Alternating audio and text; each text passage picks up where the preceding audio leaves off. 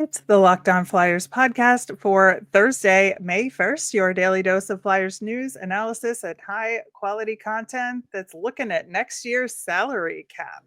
Looking ahead.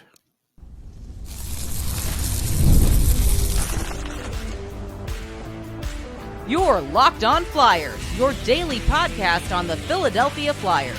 Part of the Locked On Podcast Network, your team every day. Hey there, and thanks for making Locked On Flyers your first listen every day. I am Rachel Donner. I've been podcasting about the Flyers, the NHL, and hockey for a decade. I'm here with prospect expert and Flyers credentialed reporter for 19 years, Russ Cohen. This episode is brought to you by the Amazon Fire TV Stick 4K. You can turn any TV into your Xbox with no console needed. So head to amazon.com/Fire TV Locked On to learn more. And to keep up with our latest episodes and Flyers news, you can find us at Locked On Flyers on all your favorite socials. And of course, here on the Locked On Podcast Network, your team every day. Russ, we do finally have that official date for the draft lottery, which will be next Monday. Only took them forever to announce it. But they did it, Rachel. They did, but we still don't know exactly what time. It will be on ESPN in the US and Sportsnet in Canada, but time TBD. Hopefully we'll find that out in the next couple of days. It'll probably come on after Frisbee golf. We'll see. I don't know what's going on ESPN besides the NHL playoffs these days. But that being said, the other Flyers adjacent news is Rick Tocchet officially will not be returning to the Vancouver Canucks as head coach. I know, shocking. For those of you just listening, Russ just made the Home Alone surprised face there. But yeah, we pretty much assumed this, and that leaves him open to the job in Philadelphia. And, you know, I assume he will be on that list, probably near the top of it. But hopefully, at least for all of our sake, they do a thorough coaching search and not rush into anything. But yeah, I think they will do a thorough job. I don't think they'll rush it. Honestly, I feel like Tocchet's going to either go to Pittsburgh or the Flyers. That's my feeling. Right. With the Pittsburgh job open, that does add a twist to where he could go for sure. And he is aligned with them too, and friends with Mario. Mm-hmm. And so, like, Mario makes a call, it could happen. So now I feel like if Tocchet goes there, then I do feel like Sullivan going to the Flyers becomes stronger. Then I think it depends if, like I said, if he wants to kind of pick up where Torts left off. I mean, Boston is there for him as well, but we'll see how all of those pieces come together this offseason on the coaching carousel. So the Flyers salary cap next season, it's a real interesting problem that the Flyers have here. As we know, the cap is going up to $95.5 million for next season, which is good for everybody. And, you know, make some additional jumps the following years to over 100 million in 2 years, and then 113 the year after that. And, you know, it helps everybody across the board. But I think that, you know, the Flyers in particular are going to be able to take advantage of this expanded cap space, especially with the work that they've done this past season to maybe jettison some of the cap space that I think was holding them back in some of the existing contracts. Yeah, I agree. I think they can do that. And then I still think they could really make a change that I think will be necessary for the new coach, and that would be buy out Nick Delorier. Like, good guy, thank you. You had a good run here, but we're going in a different direction, because that's a roster spot. And at this point, there's no point in doing that.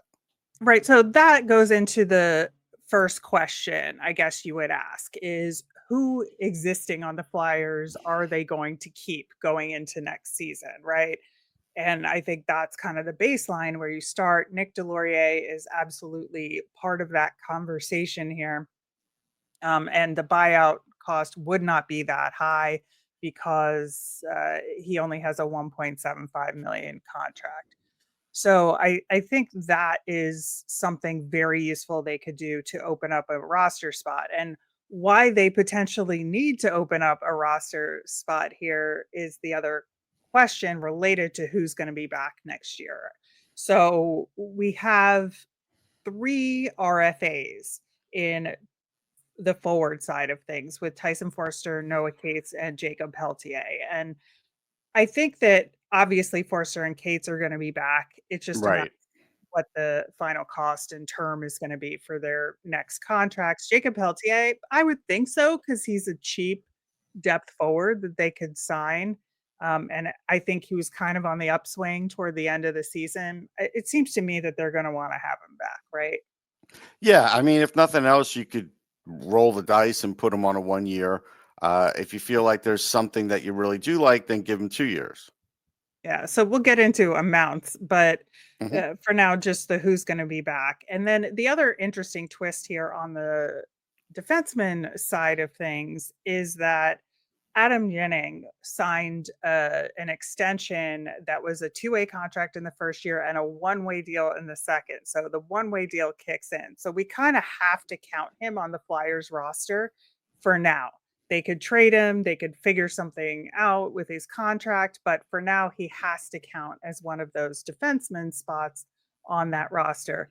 The other obvious elephant in the room is the goaltending situation where we have 3 goaltenders on the roster currently. So given all of that, right now we only have 1 open roster spot. Now, again, you buy out Delorier, that opens up a forward spot for your potential center that you're going to sign.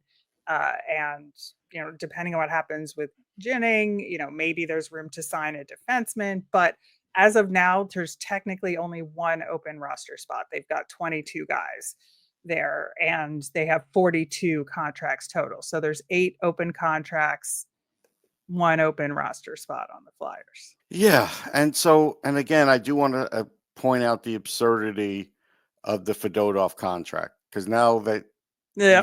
you see it in the light of day. I mentioned it at the beginning, but people were like, well, let's wait and see what he does, Russ. Okay, well, now we see what he He's making does, like triple what Urson is making. which is insane.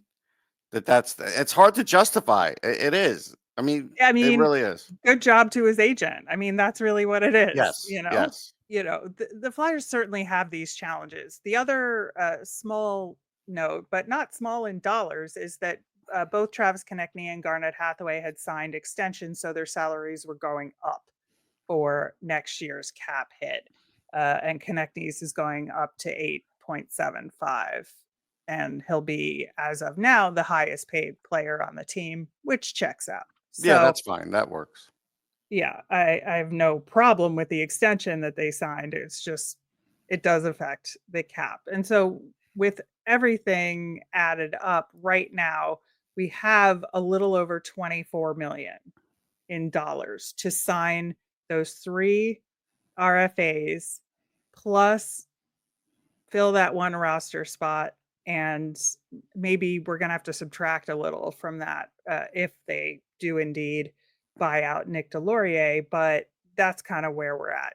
Can we get it done? I think that's then the big next question, right? Yeah. It's not as much cap space as everybody was boasting. It's not, especially with prices out on the free agent market. I think, let's just say they have 25 at the end of the day. Something else works out. So if you have 25, how much is going to Cam York? 5, 6, 7? Well, but that's not until the following year. That's the following year. That's true. Yeah, it's 20, Foerster, really. That's like Foerster the big dollar. And Cates. So let's just say Lamb Pelletier. If we figure out those 3, I'm going to say 10 or 11 of that is gone. I'll say 11 for all 3. I think that makes sense. So if we're at 11, then let's say we're at, like 13 million. I don't think they're going to spend all 13 on a center. I think they're going to get a defenseman and a center. That's just my gut. And so you got like 7, 6, 6, 7, 5, 8, whatever you want to slice it. And I think that's what you're talking about. So even if you have 13, you're not getting a superstar. I think all Flyers fans should realize that's not Right. going to happen. Because even if you got Mitch Marner, that would cost you 15, 17. Right. You know what I mean? Like you're not getting them. So they're going to have to get a second tier player no matter what. Like and for defense, third tier. Like that's what they're looking at. Yeah, I think so. It's a real tough situation because again, like if you're looking for a top tier player, you're really going to have to pay. And I think that, the Flyers are going to want some flexibility with their Yes. cap when all is said and done. And they're going to have that flexibility when it comes to, potential call ups or other free agent signings. They're going to have to have. And, we'll dig into some of the other expiring contracts in the next segment for sure, but talk about those other expiring contracts and what to do with them coming up next. Ever check your bank account and wonder where'd all the money go? Between dining out, online shopping, and entertainment, it's easy to lose track. That's where Monarch Money comes in, your personal CFO giving you full visibility and control over your finances. Monarch Money isn't just a budgeting app, it's a complete financial command center, and you can track all your accounts, investments, and spending in one place so you stop just managing your money and start building wealth. When I started using Monarch, I realized just how much I was spending on food delivery. Now I budget smarter and save more. And instead of juggling multiple apps, you could use Monarch to check your finances, track spending, and even plan long-term goals. Take control of your finances with Monarch Money. Use code LOCKEDONNHL at monarchmoney.com for 50% off your first year. That's monarchmoney.com, code LOCKEDONNHL for half off your first year. All right, on tomorrow's show, we're going to go back to doing our season evaluations, and we're going to touch base with all of the depth forwards on the Flyers and what's going on with them and where we see their futures with the team. Jakob Pelletier is one of those guys that we're talking about here as an RFA. And, I think when we're talking about the RFAs to sign for the Flyers here, we're looking at Foerster, Cootes, Pelletier, plus some other guys on expiring contracts that we have to decide if we're going to bring them back on two-way deals. And I think that, the top two guys, or maybe three that we're talking about here that are Phantoms guys that you maybe want to bring back on a two-way deal. Helge Grans would be, I think, atop that list for the defenseman there. I would definitely sign him to a two-way deal and have him available. And then I would say, the big decision is going to be on Ole Lixell. He's an RFA Group 6 guy. So, there's a little bit more limitations with the contract there, but still an RFA. So Flyers have first shot at him here. And I think signing him to a two-way makes sense. But who knows what they're going to decide to do there. Yeah, I think it makes sense, but I just feel like in my gut they're going to walk away from him. Yeah, I think so too. I mean, again, I would sign him to a two-way, but because I think he's a really strong asset to the Phantoms at the moment, and I think he's a good call-up option, and that's exactly what you want on a two-way contract guy. Plus, I think that they might let some of the other two-way contract guys go, or some of the other Phantoms go. So we'll see. I think then the other question is Zaid Wisdom. We have said we would give him a two-way deal. He's an RFA that, at the beginning of this past season would have thought that they would let him walk, but I think he's earned a two-way deal.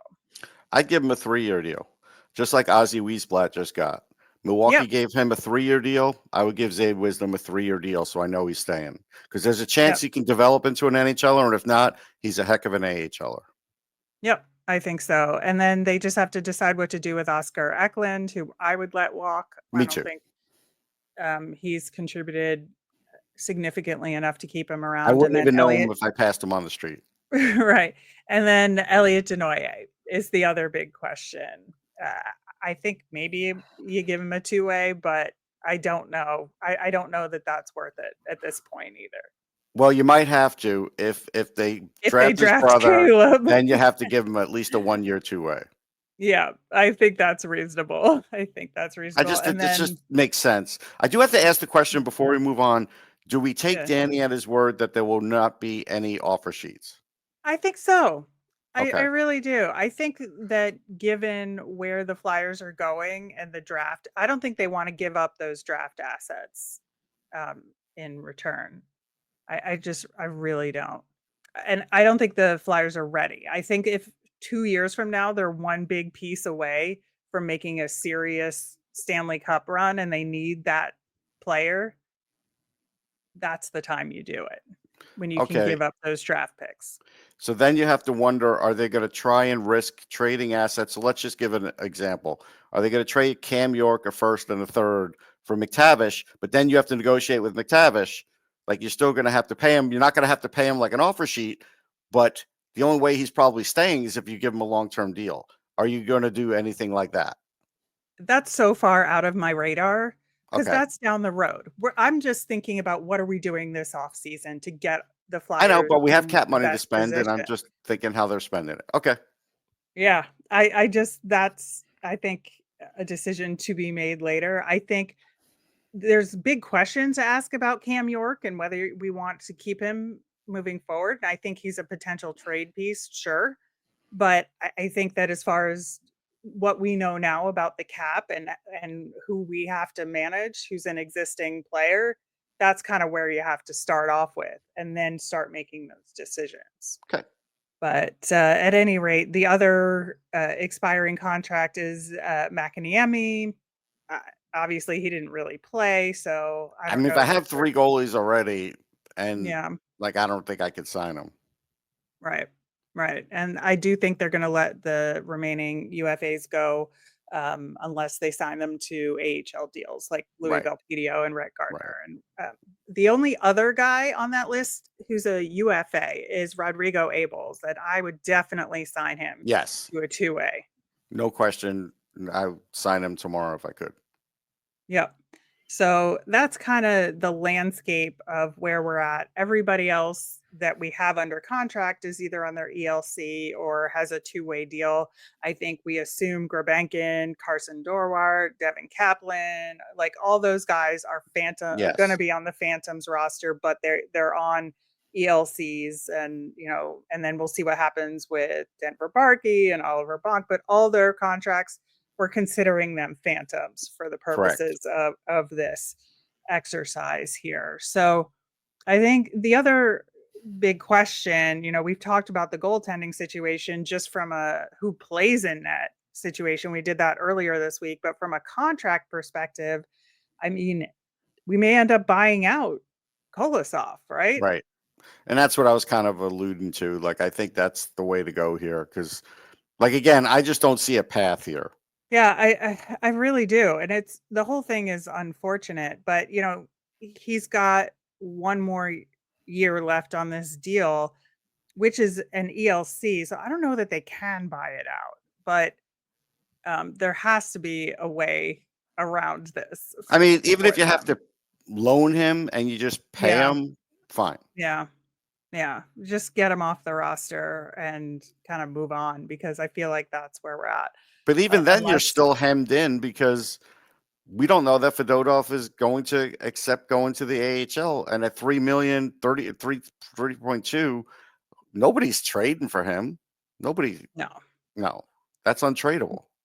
Yeah. So I think there's some on ice issues and there's these cap issues, right? And we're never going to get So answers because Danny can't explain the Kolosov thing to us, or won't. So, okay. yeah, so I think the other thing too is, are there any players who will be on expiring contracts this upcoming season that they may give early extensions to, that they're going to try and leave space for here? And I think the only names that come to mind here are Ryan Paling. They could potentially extend, but I don't know that he would get significantly more money than he's making right now. It would just be a little bit of a bump, but I think he's somebody that they could extend. And then, they have a couple RFAs. There's the Cam York of it all, to your Yeah. point, who will be an RFA at the end of next year. And that's pretty much it. So I think the Flyers are in a generally good position with some predictability of what's coming down the pike for the next couple of years. And then they just have to plan for the Mitchkov contract. Right. I think Danny has to explore with York's agent what they'd be looking for. And then I think you have to take into account, like, if Brad were to come back as coach, and we realize that's a long shot, but if he were, he's not keeping York together with Drysdale. So then it does kind of limit what you're doing with Cam York, because he's not going to be on the top pairing then either, like, Right. presumably. So then to me, then that makes him tradable. Yeah, I think so. I think it's just, to me, it's like a mid-season next year decision. Could be, as or it could far- be a draft day decision. I mean, I suppose anything's possible. Just on the assumption that he's sticking around, that's when you make the decision on him. For me, is like kind of mid to 2/3 of the way through next season, so that you can plan for the trade deadline and all of that.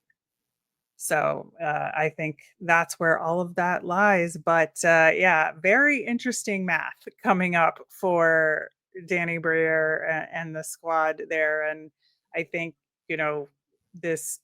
I really think there's only room for one significant free agent signing this offseason. But one significant is, I agree with. Yeah. Yeah. So we'll see. In the meantime, we are continuing our draft prospect profiles, and we're going to talk about Braeden Coots coming up next. Did you know your Fire TV is also an Xbox? You can turn any TV into your gaming and entertainment hub with Fire TV Stick 4K devices, no console required. Just grab your paired controller, subscribe, or sign into Xbox Game Pass Ultimate with EA Pay included, and you're ready to go. You can dive into hundreds of premium titles, including EA Sports College Football 25 to Call of Duty, as easily as you stream your favorite shows. And how do you game when you're not in front of your main setup? Hotel stays, family visits, or even just the bedroom? Fire TV Stick 4K makes it possible to keep playing from almost anywhere. Just plug in and you're set to go. Head to amazon.com/FireTV locked on to get started. Xbox Game Pass Ultimate subscription and compatible controller required. Available on select devices, including Fire TV Stick 4K 2nd Gen, Fire TV Stick 4K Max 1st and 2nd Gen, and Fire TV Cube 3rd Gen. So Braeden Coots, Russ, I wanted to talk about him because he has been a huge standout at the U18 tournament happening right now for Team Canada. He is a 6-foot center. He's 18 with a February birthday, so he's on the older side of things for the draft class. Not the oldest, but the older side of things. Plays his regular club hockey with the Seattle Thunderbirds in the WHL. We love a good WHL prospect over here. Unfortunately, they did lose in the first round of the WHL playoffs, so not a huge run for him. But again, with him going directly to Team Canada for the U18s, it really didn't affect Braeden Coots and his draft prospects at all here, because he's not only a huge contributor on that team, he is the captain of that team.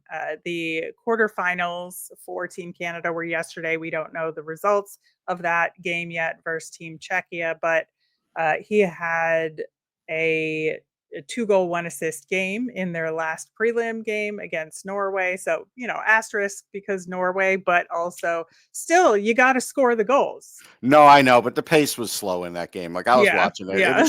It was, I didn't watch the whole game, but I watched him, and it was shinny-ish. It was. Yeah. Yeah. So that is something that tends to happen in those kinds of the prelim games. But, in that one playoff series that Seattle had 2 goals and 6 assists in 6 games. So that is pretty solid and showed that he could continue his scoring pace into a playoff situation. Yeah, I think he's a slow riser. I don't think he's like meteoric like Scott Lawton that's the reason the Flyers drafted him, was that U18 that he had. I think Right. I think he's a slow riser. The things that I wonder about him, I think he's a little bit foot heavy with his skating. I think that has to change, but his edge work is pretty Yeah. good. Like when he's, laterally, he's pretty good, and he's an excellent passer. I like his vision. I don't think there's anything super high end with his vision, but I think it's really good. Once in a while, he'll throw out a risky pass, but all creative guys do. Like his wrist Right. shot. He got 30% defensive zone starts according to Instat. He is a right-handed shot, so on the power play, that's a good thing. He could be a little faster release. That's something I think he could work on. Like when I look at him, it's always a chance he could be a second-line center, and that's where he would max out as a second. Definitely Right. a third, maybe a second. Yeah, that's what it seemed like to me, just based on kind of where he is. And even if you look at his scoring in the WHL overall, super successful season, 63 points in 60 games Yeah. played, 26 goals, 37 assists. That is a very solid performance for him. That put him at 48th in WHL scoring. Now, as we know, there's already drafted guys in the league too. But if you look at the draft prospects for this year, Carter Bear and Cam Schmidt are like in top 10 territory Yep. in the WHL scoring. And of course, Gavin McKenna, who's the next year presumed first overall, is first in scoring. Yeah, he's They're out of worldly. just a whole other level. But I think there's a fairness to making that comparison there between the other guys who are ranked slightly higher right now, right?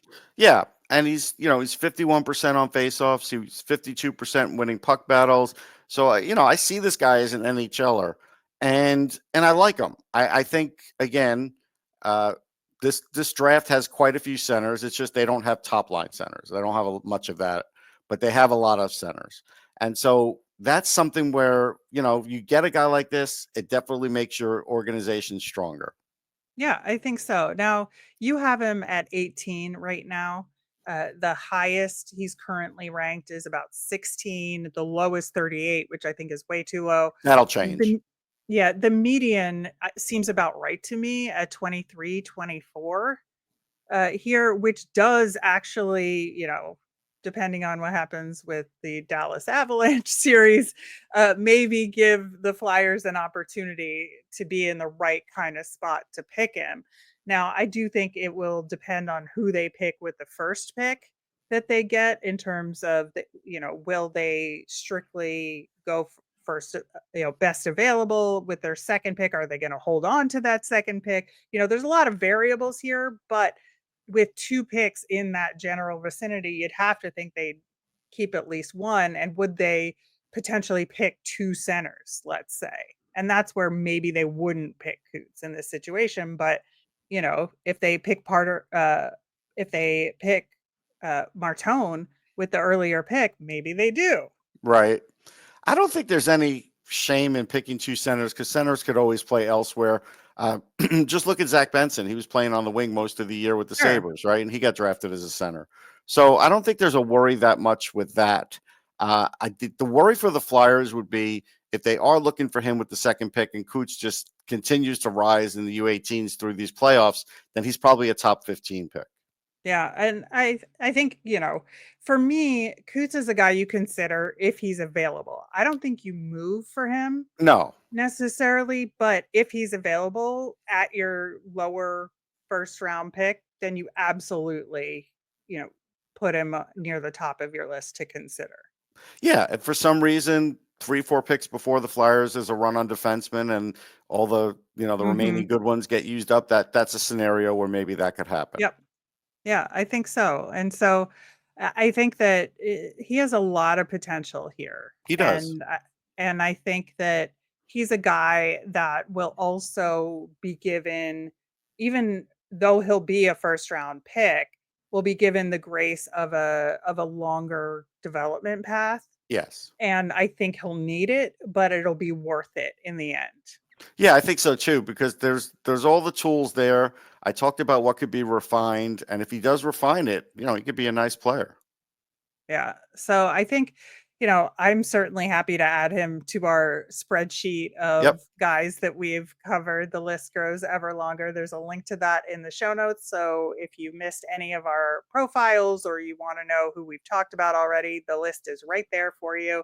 And you can watch our segments on YouTube where we discuss each of them. And very happy to add Braeden Coots to the list, and we'll see what he does in the rest of U18s and how that affects his ranking. And we'll add perhaps more than one guy to the list next week, since we will know on Monday where the Flyers are picking with that top pick. Monday's a big day for you, Rachel. It is the big day for me. And next week, I'm pretty sure we're going to kind of refine where our top pick assessment is based on that. So looking forward to it. And that'll do it for today's show. And as a reminder, we always want to hear from you. So if you've got mailbag questions or prospects you want us to take a look at, let us know on any of our socials at Locked On Flyers. You can email us at lockedonflyers@gmail.com or comment on our YouTube channel. I'm Rachel. I'm on Blue Sky and Twitter at rmiriam. That's RMIRIAM. I'm Russ. I'm at Sportsology on the same socials, SPORTSOLOGY. Thanks for making Locked On Flyers your first listen today. For your next listen, check out the all-new Locked On NHL Game Night. It's every game, every night, until a Stanley Cup champion is crowned. Get local analysis on a national scale with NHL Game Night on Locked On NHL over on YouTube or wherever you listen to podcasts. Have a great day, everyone.